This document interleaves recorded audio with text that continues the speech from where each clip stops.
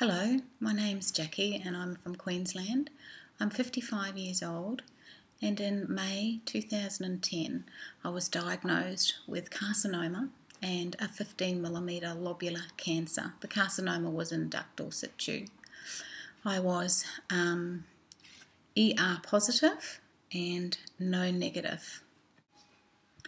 When I was told that I had to have chemotherapy, I decided I was going to take my treatment down to Melbourne, as my support system was down there. My daughter is down there. I'm single.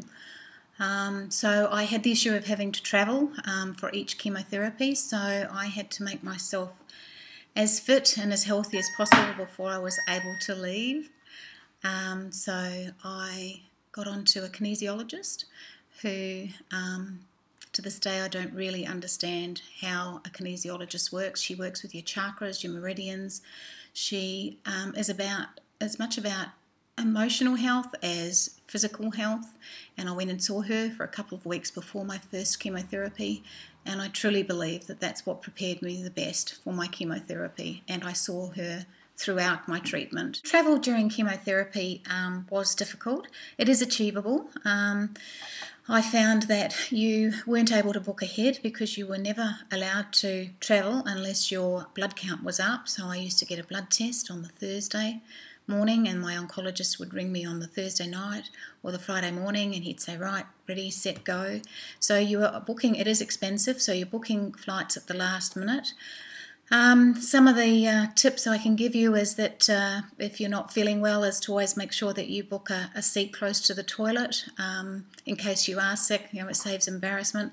A lot of people said and advised me and said, let them know that you're going through chemotherapy and that they could possibly help you. I chose not to just because it was just a private thing on my part. One time I did, and I remember it was kind of hard not to, but my oncologist said towards the end of my treatment that I had to wear a mask, and that was pretty obvious that there was something wrong with me. I had to wear a mask on the plane going down and back again. So that's another thing you have to think about if you're travelling. That even though you don't tell anybody, they're all looking at you because you're sitting there with a mask on. Anyway, that was just to make sure that you stayed healthy.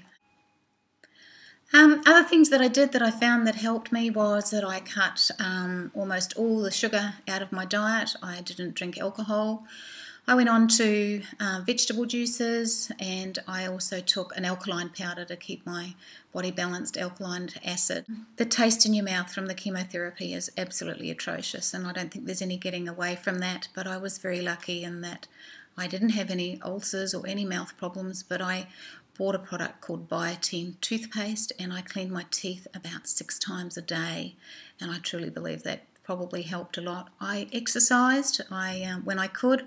There was days when it was harder to do it, but I did, and I thought that was as good for me physically as it was for me mentally. I did try and keep up my exercise both through my chemotherapy and my radiation.